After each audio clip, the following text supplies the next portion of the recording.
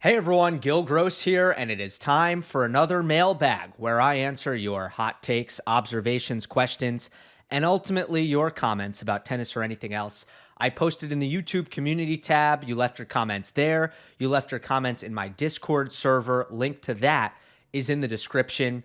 We are doing two shows in one day, which I don't normally like to do, but it's just how my schedule ended up playing out this week. So mailbag first, then Monday match analysis. The reason I don't like to do it is because I find it's usually more inconvenient for people and I like to spread it out. So hopefully those of you who are interested in watching and listening to both Monday match analysis and the mailbag this week will be able to find the time to do both. That is my hope. All right. We are powered by BetUS. Let's get into the questions. First one is from Tennis History and Results Database. At the 2024 Six Kings Slam, each participant received a guaranteed $1.5 million just for competing. The winner earned an additional $6 million, making their total prize $7.5 million. The runner-up took home the $1.5 million participation fee without additional winnings. Okay, this is quite different from regular exhibitions because $6 million is a lot of money. So the incentive for playing to win is substantial, even though there are no points at stakes. This makes me think that this result shall be separated from the regular exhibitions, maybe even put on the official head-to-head. Thoughts? All right, should Six King Slam count? And just to clarify one thing, I don't believe that it's 1.5, and maybe it's just a semantics wording thing. I don't believe Sinner made 7.5 million at Six King Slam. I believe he made 6 million on the dot. So everybody who participated was guaranteed 1.5. I actually haven't seen what the breakdown is like for Alcaraz second place and Djokovic third place, etc.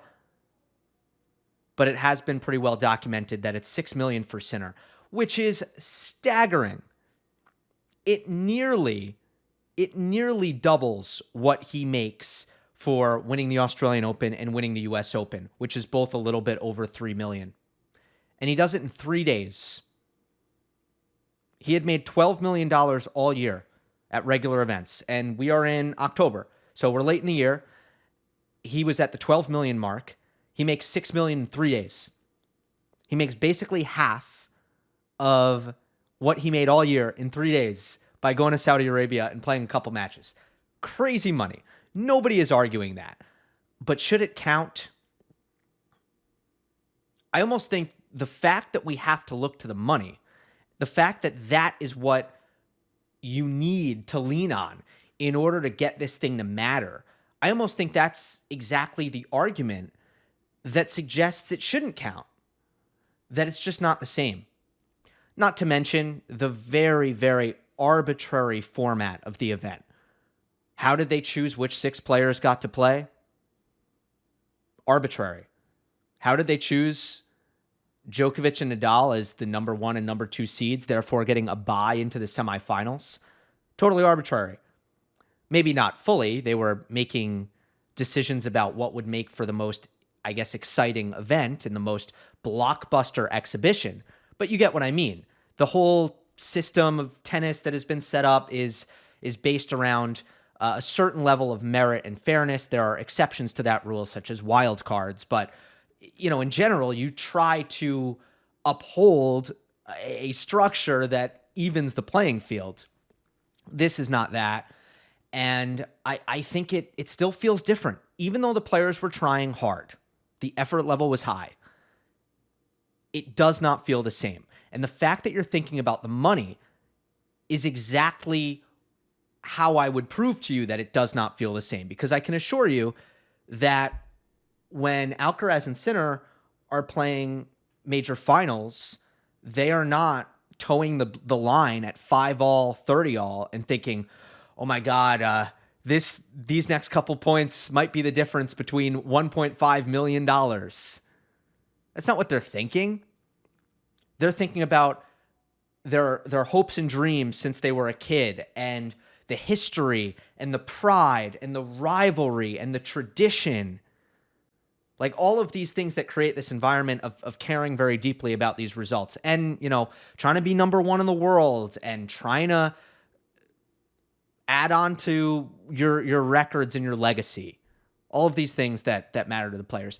Six Kings exhibition has none of that. It's just powered. The meaning of it is powered by the prize money. And that inherently makes it different from a regular event. And that's my 2 cents. So no, I don't think it should count. And I don't really think it matters either. It will be forgotten. It exists in a vacuum. And I'm not saying that you couldn't have enjoyed a lot of the tennis that we saw.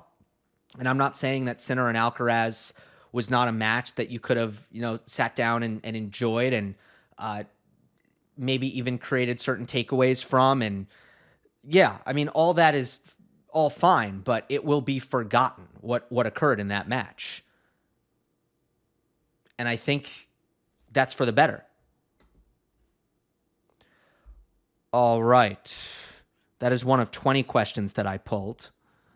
Let's go back to... Let's do one more on Six Kings Slam. It's from Lorenzo. This was the top liked comment, 75 likes.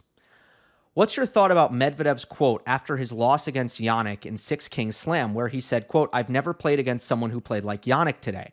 When we compare Carlos to Jannik, usually I think of Jannik as a little bit more consistent, more like a machine, while Carlos is a little bit more, up and down with some flair.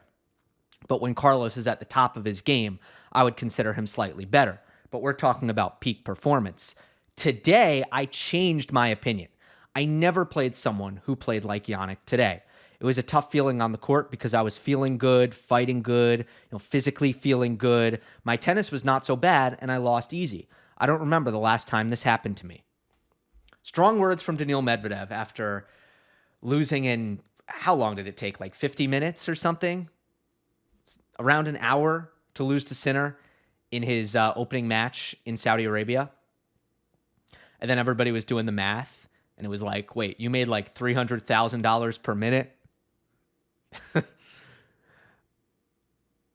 So, okay, I have, I guess, two separate thoughts on this. The first part is taking Medvedev's comments for what they are. And I guess what you're asking me here is maybe how could I explain what he said, or what would be my like tennis takeaway there?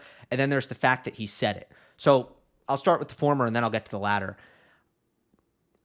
I guess this is the topic of unplayability and peak level. Who is more unstoppable when they are at their very, very best? But more than that, I think it comes down to how does it feel to play these guys? What are the sensations on your side of the court? And I think generally, for Alcaraz, the fact that he is so inventive offensively, that he will combine power and finesse offensively in a way that very much takes the racket out of your hands. Plus, he's going to be able to cover the court and turn defense to offense in ways that can leave an opponent feeling quite helpless. I think that's kind of where Alcaraz shines. And then the question is, well, where does Sinner, because Sinner does a lot of that stuff, sure, but not quite as well as Alcaraz. Where is Jannik more unplayable than Alcaraz? Are there areas where that's the case? So I was thinking about that, and I guess where I landed is when you're playing Alcaraz, at least you feel like you're kind of in the points. And he might take those points away from you in rather impressive ways, but you can get in the points based on the way Alcaraz serves and the way he returns. Now, he is an outstanding returner. Outstanding. But it's not quite as suffocating as Sinner. Alcaraz stands further back. If you really hit your spot against him, he's more likely to chip it or block it on the stretch. When you kind of make him move out towards his forehand, he's more likely to kind of loop the ball and work his way back in the point. And even if he does hit it very big, which he will from time to time, at least he's usually hitting his return big from deeper in the court. Whereas Jannik, first of all, has quite a bit of length on Carlos, and I still don't believe his official listing that I think is 6'2", I think he's really closer to 6'4". He's lanky. He's got long arms. He stands a lot closer. It's a lot harder to get him to slice returns. He generally drives basically all of them, even when he's on the stretch. So I think when Sinner is really on your serve, and Medvedev has pulled out of, I think it's Vienna. I think he was entered in Vienna. He pulled out with the shoulder injury. The serve still doesn't really look right. And at the U.S. Open, his serve was getting pummeled, Medvedev. And certainly, I didn't watch this match actually, but certainly based on the scoreline, his serve couldn't have been all that effective in that one either. And I think that's one of the most helpless things, especially in men's tennis. You expect, as a player with a decent serve, that at the very least, you're going to have service games where your first serve is carrying you through. And what might be kind of helpless about playing Sinner sometimes when his return is on is he's not only taking your good serves and getting them back in the court, but oftentimes he's rushing you off the first ball. He's getting the ball to kind of come back at you at very uncomfortable speeds. And then he's being offensive off of the fourth shot. So it feels like, well, I hit a good serve and I still wasn't really even ever in the point. And then if you look at what Sinner can do off of his own serve, he's got a little bit more of an ability to get more free points on his best serving days. So you can be playing Jannik and you can feel like, man, I can't find my way in these points. Alcaraz, it's a little bit easier to at least get involved. So those are my thoughts. Now, all that said, I think it's worth taking Medvedev's comments with a little bit of a grain of salt, because he can walk off the court in these sorts of scenarios and be very sensational. I've seen that from him. And, he had just gotten smoked. So I just think the words would carry a little bit more weight if more distance had passed and if he weren't just like walking off the court after getting absolutely crushed. Because I'd be curious to see his comments like after Alcaraz destroyed him at Indian Wells last year or destroyed him at Wimbledon last year. And I bet we'd see like some of the same sentiment, even though in fairness, he's saying that his opinion has changed here. But also the wild thing is, how is Daniil still... Isn't it amazing? Like, how is he still discovering things about Jannik Sinner? How is he still changing his opinions about Jannik Sinner? There is quite literally nobody who he's played more often in the last 2 years than him. They have played 10 times in the last 2 years. And you're telling me you play 6 Kings Slam and walk off the court and you're like, oh my God, I didn't realize. I mean... That to me was pretty funny about all of this. I'm not discounting what Daniil is saying here, and I'm not saying anybody should like totally brush it off, but there are some things about this comment that are a little bit odd. Next one is from HPBB. Kyrgios always seems to have this mindset that if he took tennis as seriously as everyone else with his talent, he would have won slams. Personally, I think he likes not trying his hardest because he is afraid to find out that his best might not actually be as good as he imagines. Of course, he is a very naturally talented player with an incredible serve, but do you think there are actually many slams in the last 10 years that open themselves up for someone like Kyrgios to win? It's hard to see him beating any of the big three on their favorite surfaces in slams. The U.S. Open is usually an opportunity for a new slam winner, but he's only made it past the third round once ever. I don't think that is just due to lack of trying. Do you think we imagine all these possibilities for Kyrgios and his talent because he doesn't try? The what if, when in reality, if he did try, it is also very possible he would have won very few big titles and may still not have won a slam. Good question. Here's what I'll say. I don't think we need to do this thing anymore where we say, what would it look like if Nick Kyrgios tried hard? And for the first 8 years of his career, that's what we were doing. But for me, 2022 and the season he put together was a shift in that. And I watched him all year long, and I thought the desire was very high.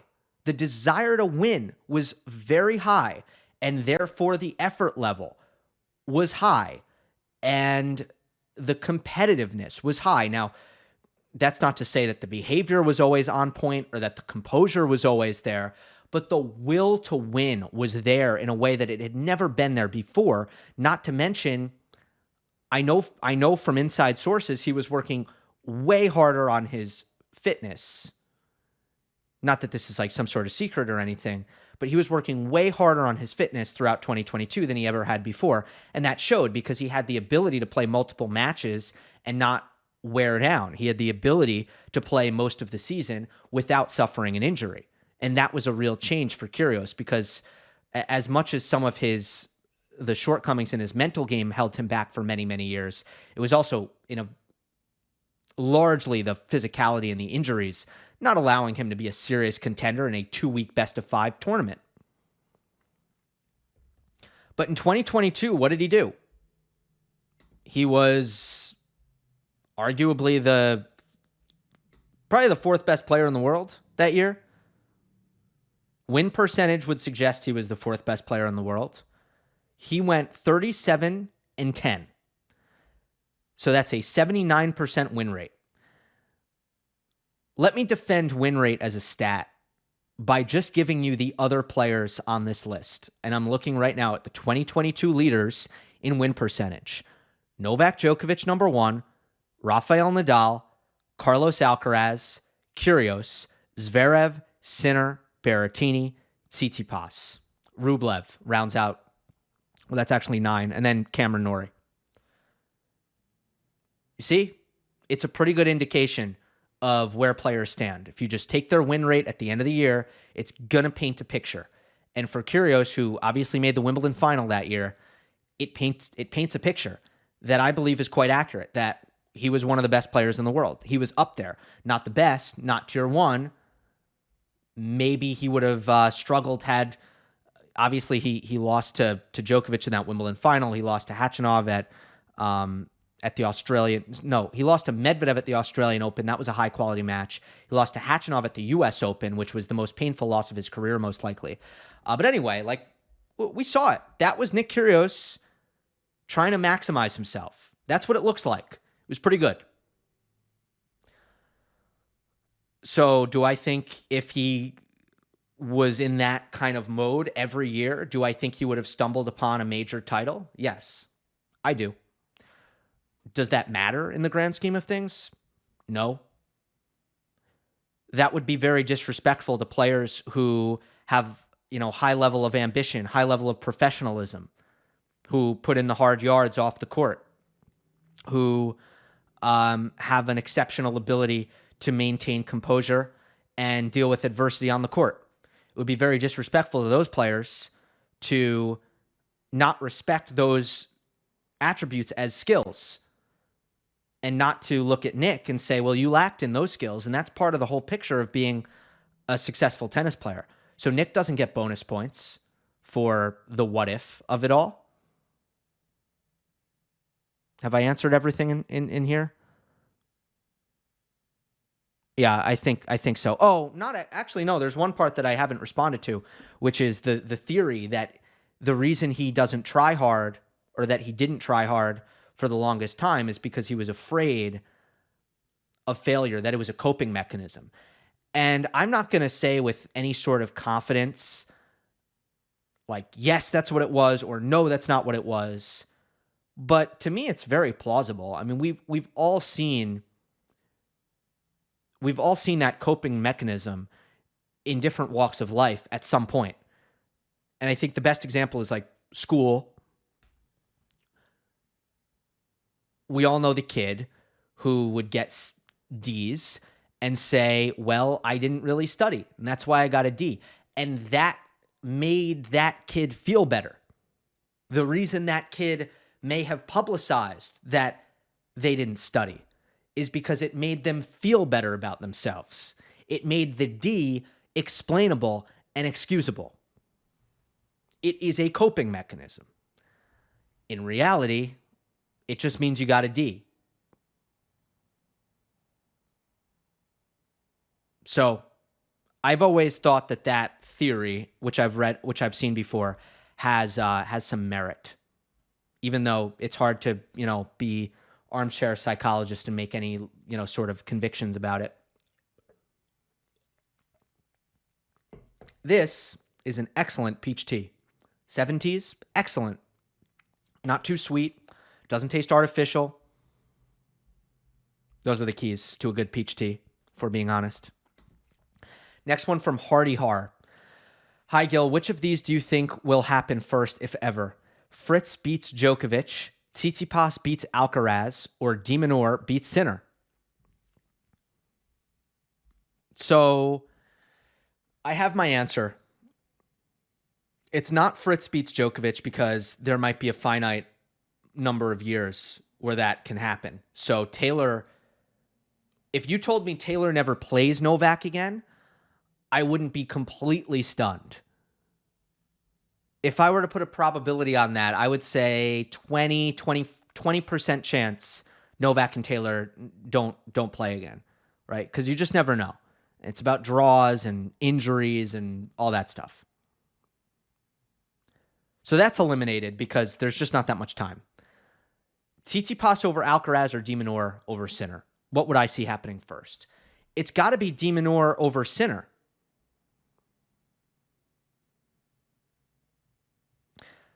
Just because I fully trust that Alex, when he takes the court in that head-to-head, is going to come out it with a level of compete that I just haven't seen from Tsitsipas in recent meetings against Alcaraz. I mean, I've said this many times, but, I've been really disappointed with Steph's performances against Alcaraz, not because he hasn't won, but because I don't think he's been able to resemble himself or play even close to his best level against Alcaraz. And I'm talking mentally. Just how dialed in is he? How hard does it appear that he's kind of competing out there? And I felt like resignation has set in pretty quickly for Tsitsipas, and there hasn't been a level of, the exact level of focus and commitment that I would want to see. And this is a 360 because if you listen to the things that I was saying in 2022, after Alcaraz beat Tsitsipas for a third time, and it was probably the first matchup that you looked at with Alcaraz and you said, oh, wow, he's really beaten up on one of these top players on a pretty consistent basis because it was 3-0. And at that point, it was, Alcaraz before he had even won a single major title. And that 2021 U.S. Open match was, for a lot of people, the first time they'd seen Alcaraz. But the first 3 times they played, good competitive matches, high level of tennis, relatively close. And I actually thought people were almost making too big a deal out of the fact that Tsitsipas hadn't come out on top in any of those 3 matches. But then from there, the way that it went downhill, the way that he got further and further away, I just think mentally there's been some damage in that particular head-to-head that doesn't inspire a lot of hope for me in the future. Whereas de Minaur, although he can have a tendency to get overpowered against the elite players, or certainly he did, he's done some things to sort of try to level with them in the firepower department. You pretty much know what you're getting from Alex mentally. There's not that big a difference from match to match to match. So that's my answer. Next one from Lucas, also in the Discord. Hey, Gil, whatever happened to the WTA saying they wouldn't hold any tournaments in China until the Peng Shuai situation was sorted out? Really, this question is more of a prompt to bring her back into recognition for a moment. Again, I had forgotten about her situation until Andy Roddick and John Wertheim talked about her briefly in the latest episode of their podcast. Yeah, definitely something that's worthy of bringing up again, considering there are a lot of new tennis fans. It's something that I think new tennis fans should Google. They should catch up on and know about. And it was a harrowing situation at the time. And I don't think it came to any resolution that can really, that you can really feel super good about. I mean, Obviously, we saw that Peng Shuai was alive, and there were some very manicured, uncomfortable, artificial, restrictive public appearances that Peng Shuai has made since. So, barely satisfactory, and the WTA's demands at the time were not met, right? Steve Simon said, we are not going to do business in China until all of these things happen. One of those things was a transparent investigation into Peng Shuai's allegations, which was at the time clearly an unrealistic demand, meaning it was never going to happen. And it didn't, but the WTA didn't hold firm in what they said. All right, you're asking why or whatever happened to them saying that? Well, 2 years passed, and those 2 years, it's tough. On one hand, you want to give the WTA at least some credit for saying what they said and, at least in theory, making the stand that they made. However, those years that they did not go to China, they couldn't have gone to China, even if they wanted to. The ATP didn't go to China, even though the ATP had every intention to. And that is because there were COVID restrictions. So as soon as the COVID restrictions lifted, the WTA went back to China. So it's what was it really a phony moral stand the entire time? Was it an empty threat? Fact is, we'll never know. But COVID left the WTA in pretty dire financial straits, so dire that they went to a private equity firm and sold, I believe, 20% of the stake in the WTA went to private equity in exchange for an influx of cash. You are therefore, once you get another stakeholder involved, especially when it's a private equity firm, that changes a lot about the business. There are certain pressures that come with that. And I guess it was difficult for an organization that was not in good financial health to sacrifice as much profit as they would be sacrificing by actually fully pulling out of China for good. So that's the answer to the question, right? The answer to the question is money talked, as it usually does, and in this case, you had an organization in the WTA who potentially couldn't afford to make the moral stand that they attempted to make. So at the very least, you could cut them more slack than most large corporations in the world who have plenty to spare. Because there's an argument to be made when you look at the WTA's financials that there actually isn't that much to spare. However, sad and tragic how it all played out and how it all went down. No doubt about that. All right, this next one is from Refused Love. It's way too long, but it got 18 likes, which is a lot.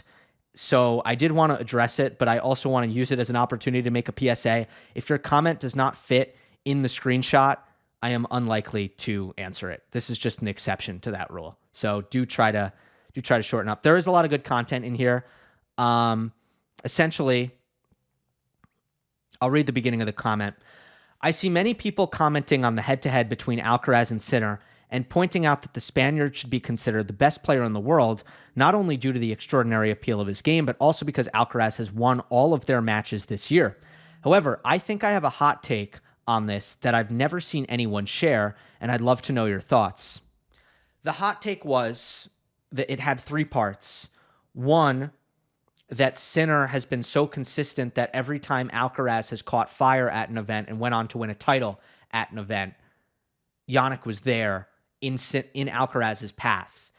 Whereas if you go the other way, and if you look at tournaments like the Australian Open and the US Open, when theoretically Sinner was playing at a very, very high level, Alcaraz had actually lost and therefore never come up in Sinner's path. That's the first part of the argument. The second part of the argument was that the court speeds that they've played on all 3 times favored Alcaraz in the sense that none of them are particularly fast. And then the third part of the argument is, like, shouldn't consistency matter in these conversations? Like, how much weight do you really put in head-to-head when you look at who is the better player?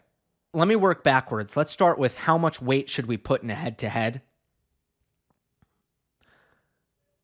Not as much weight as winning tournaments. I mean, this sport is about winning tournaments. Let's be real here. So I will never feel after a year goes by that, say, a player who won 3 out of the 4 slams, or a player who won far more titles than another player, especially if it's not a matter of big titles and small titles, but they're taking the biggest prizes in the sport and lifting the most important trophies. Head-to-head is never, ever, ever going to trump that. So the only reason why the head-to-head might come into the conversation when comparing Sinner and Alcaraz's season is only because in the titles category, they're even on majors. They're not even on big titles, and that is a big feather in the cap of Jannik Sinner. The ATP Finals is, that could be important, right? But only when you have some level of stalemate in the titles can you then look to head-to-head. So for me, it's a tiebreaker. It will never define a player's season compared to winning the biggest titles, period. What was the second? Oh, yeah, the surface thing. I think that's very valid. Indian Wells, Roland Garros, Beijing. It's true. It's true. Alcaraz and Sinner have played on, 2 of the slowest hard courts. 2 hard courts probably in like the 75th or maybe even like the 90th and above percentile. Maybe I should have gone the other way, like 10th or below in speed. And then they play at Roland Garros. It's not quick. It ain't quick. So I think that's true. I also think that our ideas of which conditions help which players can certainly be overblown, particularly in a small sample size. We've seen that with the Alcaraz-Djokovic head-to-head, where nobody would have predicted that Alcaraz would have more success at SW19 and Djokovic would have more success on court Philippe Chatrier. In 2022, you wouldn't find a soul in the tennis world, I don't think, who would have believed that. And certainly I wouldn't have. So sometimes our, conventional thought can be a little bit off there. And therefore, I don't think it's always fair to like fully extrapolate on these things. But if you're going to say objectively, have Alcaraz and Sinner played on very slow surfaces in all 3 of their meetings, the answer is yes, unequivocally. As for the thing about like, when did they meet, and did Sinner's consistency paradoxically hurt him in the head-to-head? For me, it's sort of mental gymnastics, because at the end of the day, the cumulative numbers that Sinner has compiled as a result of his consistency, it's meaningful. So it kind of goes back to the first thing we just talked about. You're never going to feel like, I'm never going to feel like Alcaraz would have had a worse US Open had he made the semis and lost to Sinner. No, he had a worse US Open because he lost in the first week. It wouldn't have been better for Sinner if he lost in the second round of Indian Wells and never lost, right? Like, to do those mental gymnastics about when they play and how it alters the head-to-head, it discounts what really matters here. What really matters is going deep at tournaments and hopefully winning them for Sinner and Alcaraz. Next one, also from the Discord, is from Enigma Paradox. Novak's lack of return strategy really cost him against Sinner in Shanghai. One way Novak has compensated for a slight decline in reaction time, footwork, and court coverage has been his anticipation skills, considering how clinical Sinner was on serve, not allowing any break points all match. Why wouldn't Novak guess out wide or up the tee, based on serve analytics for Sinner. He did lean sometimes, but he never took an early step in the direction to where Sinner served and was often late to hit an effective return. If you're not getting any breakpoint looks, maybe his return strategy needs to change. This happened at Australian Open in the semis 2024 as well. Thoughts? My thoughts are that it would be a real change in Novak's brain chemistry to get him to start guessing against Jannik Sinner. And maybe it'll get to that point, and maybe you're right that there should have been a little bit more of that. But I think I'd push back on it a little bit just because I've rarely seen Novak guess in his career. And when he has, and the most recent time I can think of is when he played Hurkacz at Wimbledon last year, he was guessing. That's Hurkacz at Wimbledon. Sinner is no Hurkacz. And I think for Novak to kind of offer up that admission that Jannik's serve is so good that he needs to start kind of selling out for one corner or the other, that would be a message onto the other side of the court in its own right. And that's a message that I don't think Novak wants to send. And it would certainly, I think, take a lot more decay in his belief in his return of serve before he would go to such dire straits, because there are certainly some advantages and disadvantages to anticipating hard on the return of serve, but it's not something that's ever going to be better than simply figuring out a way to land some good stretch returns, which is what Djokovic, to your point, failed to do. So I get where you're coming from. I'm not surprised Djokovic didn't start guessing.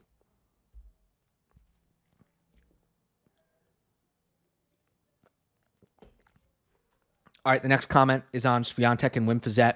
But before we get to it, I do just want to remind everybody that this mailbag is powered by BetUS. And currently, new customers can use the promo code YouTube150 at BetUS.com and get an 150% deposit bonus up to $2,000. Please gamble responsibly and don't harass the players. Next one is from RDJ. Your take on Swiatek and Wim Fissette, their collaboration, is it a good choice? Iga hired the coach who has the most impressive resume out of anybody available, which matters, and I get it, and there's something to be said for that, especially when it comes to buy-in. Because as a player, you have to buy into what your coach is saying, especially when they're delivering hard truths, especially when they're saying something that you might not want to hear. Having the resume that Wim Fissette has increases the chances that those words are heard and that there's buy-in. Wim has worked with Simona Halep briefly, Kim Clijsters, Sabine Lisicki, Vika Azarenka twice, Petra Kvitova, and perhaps his most impressive coaching job, maybe Naomi Osaka, and kind of overseeing that rise to the top of the game on Osaka's part. And then, of course, they tried to run it back, and that relationship ended just recently. Anyway, here's what I find really interesting about this, because I can't tell you exactly what Wim's opinions or thoughts are going to be on how he might look to change Iga's game. And there are, if you just want to look at the weaknesses part of it, there are certainly aspects of her game that you would say could get better. Serve can get better. Volleys can get better. Tactically, I think there can be more dimensions added. Positional variety. Variety in the choices that she's making in terms of how exactly she's hitting the ball off the ground. I think there are a lot of elements that can be added. That said, I don't think any of that stuff is going to be the most significant thing that determines the success of this relationship, because I think it's very clear, and I've said this before, Iga needs to solve whatever is crippling her mentally at the most important tournaments. When you look at a player, especially on the women's side, because it's best of 3 all around, when you're looking at a player who is performing better, far better at the Masters 1000s consistently than they are at the majors, it means that the added expectation, the added pressure, the added importance that you're placing on these events is actually making you play worse. That's what that means. And this is 2 years of sample size right now.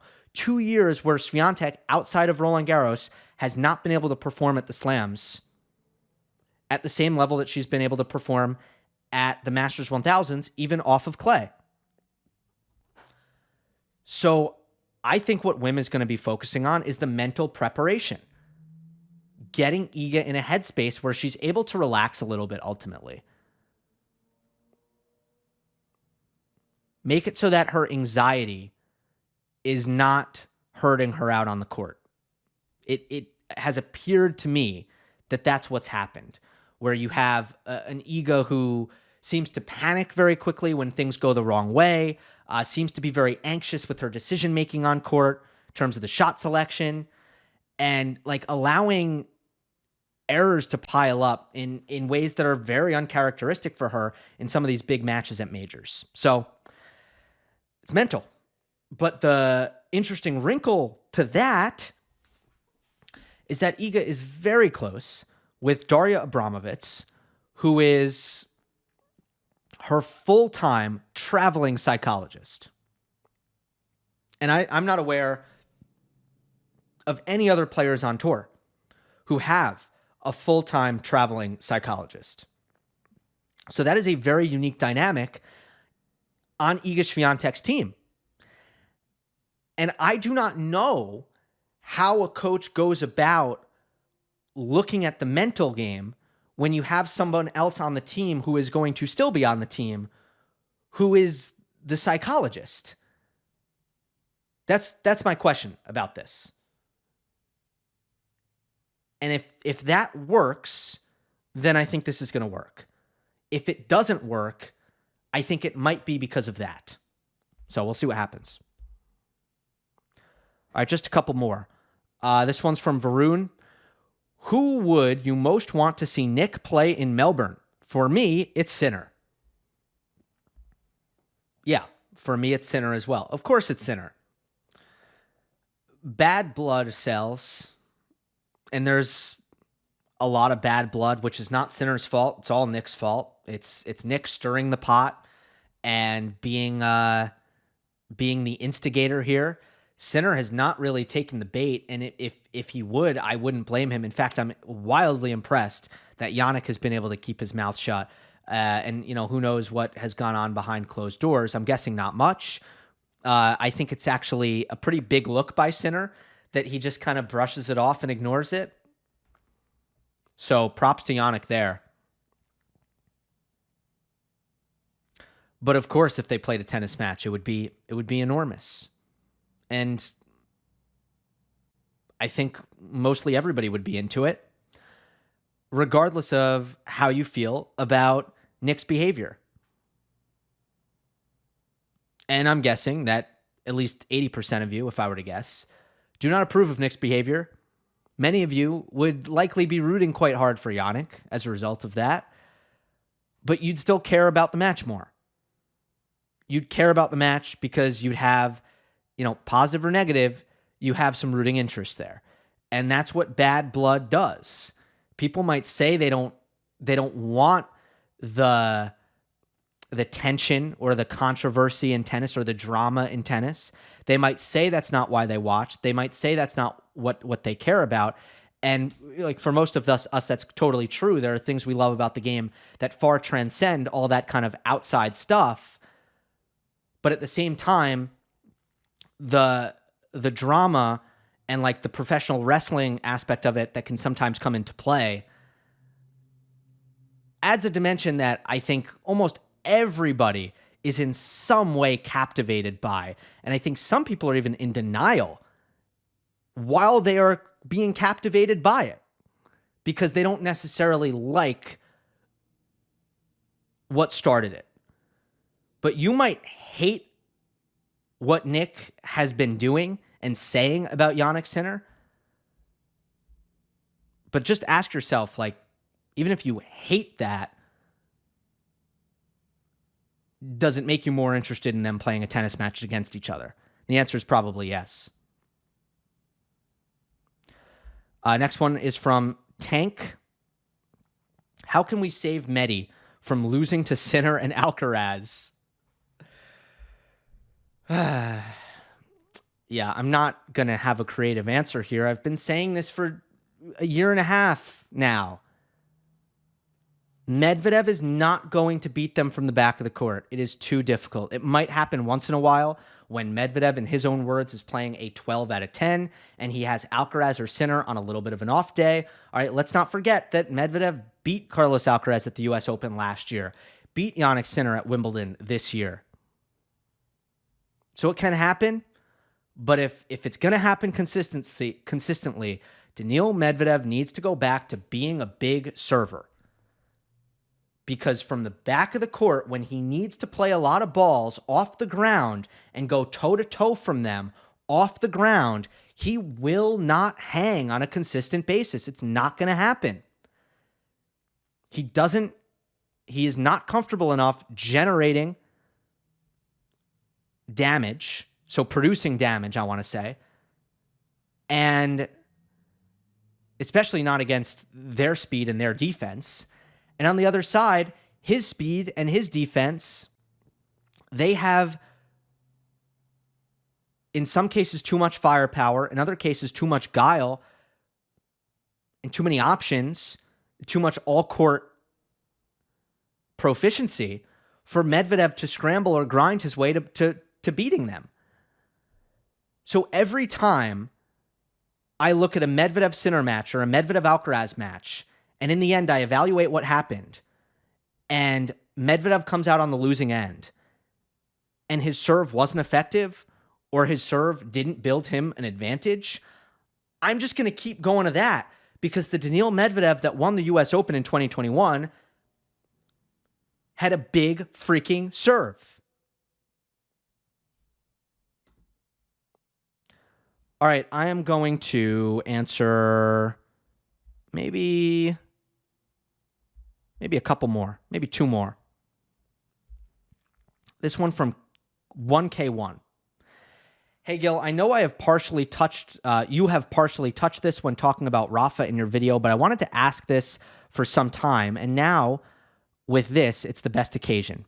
When people talk about Nadal's game, they all mention the incredibly heavy and high RPM lefty forehand, his exceptional ability to cover the court and win points that seemed lost, and his incredible never-give-up mentality. And although these are probably his strongest features, I wanted to ask you to give us a ranking of the other aspects of his game, like how great was Nadal's backhand, his serve, volleys, drop shot, slice. Basically, could you evaluate all the other parts of his game that don't get enough recognition from such a great champion? How good would a player be if they had those characteristics as their strengths? Thank you. As always, love from Italy. Grazie. I'm ranking it. Well, backhand number one, because it's the most important, especially with the forehand that Rafa possessed. If players were able to just be like, Nadal forehand, no thanks, I'm good, and just like force the ball meekly into Nadal's backhand over and over again, and if Rafa's backhand wasn't good enough to deter players from doing that and to actually do things that were disruptive enough to force errors off of his backhand and better yet get the ball back to his forehand, Rafa would not have been the same player. The most underrated part of his backhand, in my opinion, is the versatility with it, where he could look at a matchup, figure out what bothered his opponent, and whatever that was off of his backhand, he would be able to do it. He changed directions extremely well off of that two-hander. He was very good at introducing height off of it. He was good at taking away height. He had a good backhand slice. He could pull you wide with the short cross-court angle. He could inject more pace through the middle. Tons of variety on Rafa's backhand. And I think that was kind of the best part of it. Not to mention defends so well off of it. That was, of course, crucial and it was as consistent as his forehand. At times, more consistent than his forehand. The depth on Rafa's backhand, better than the depth off of his forehand. So backhand number one. Number two, it's hard for me to separate some of these things, right? It's basically continental grip play. Volleys, drop shot, slice, they're all ancestors. And yeah, I'm very much inclined to just call it continental grip play, which was exceptional on Rafa's part. So good.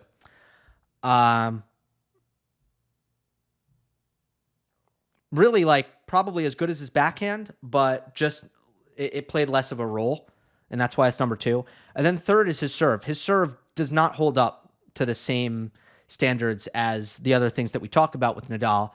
He was a very smart server.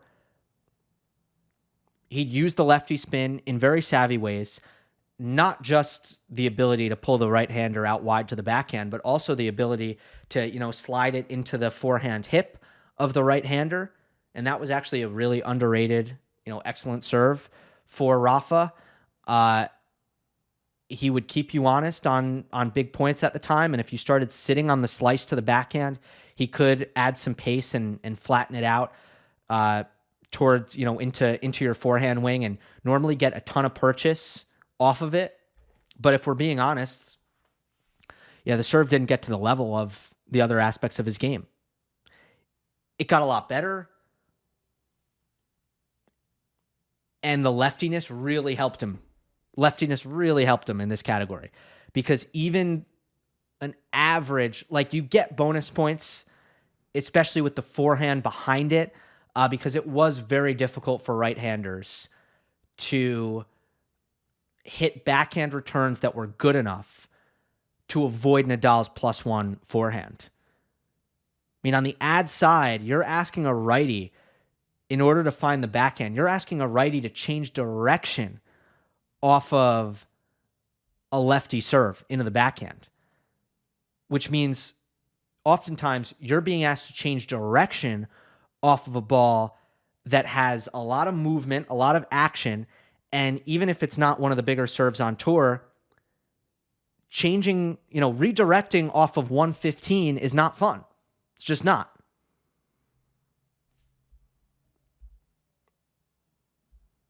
All right, one more. From Espectro about the 6 King Slam. Isn't it really 5 kings and 1 drama queen, Rune? Okay, obviously this is a hint of mean in this comment, which I will formally denounce. However, I do think that it speaks to a larger point that is worth talking about, which is that Holger is increasingly kind of propped up onto this level that his results aren't always backing up. And the reason I wanted to talk about it in relation to this comment is that I think it might be hurting him. I think potentially it has hurt him over the last few years. That the normal path of development has not been possible for Holger, not because of the media, not because of things that Rune has said, although maybe some of those things haven't helped, but because of what he did at the end of 2022.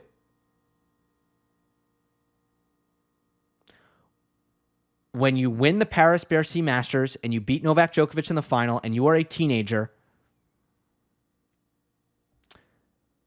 things are thrusted upon you in your career as far as expectation of winning that are not necessarily healthy. And I think a lot of frustration and stress has set into Holger's kind of mentality that has perhaps stunted some of his development. For example, the constant tinkering with the coaching that has gotten, tons of attention. Couldn't that be a byproduct of Rune being incredibly frustrated with a lack of progression in his results that maybe for some players could have been very easy to stomach, but because Holger had so much success so early, there was a lot of panic that set in when he wasn't winning, when things weren't coming as easily to him as maybe he thought they would. And I bring this up because it's a dynamic that we've seen play out many times in tennis, and the most extreme example is Emma Raducanu, who wins the US Open and now suddenly gets the media attention and is under the pressure and the scrutiny of somebody who is way better than she actually was. And it's difficult, and it's not ideal for a player trying to develop. When you're 19, 20, 21 years old, and certainly this was the case for, Jannik Sinner, the goals are long-term gains. And tournament in and tournament out, you are not living and dying by your results. You're focused on getting better in the larger picture with the hope that by the time you're 22, 23, 24, you have, made the incremental gains that are going to position you for the kind of fruitful career that you want. So I just wonder mentally how it affects Holger that he is placed in these groups with Alcaraz, Sinner, Medvedev, Nadal, and Djokovic. Because objectively and statistically, he stands out in that group. He just does. Thanks again, BetUS, for sponsoring this video. Hope you enjoyed. Don't forget to subscribe. I'll see you next time.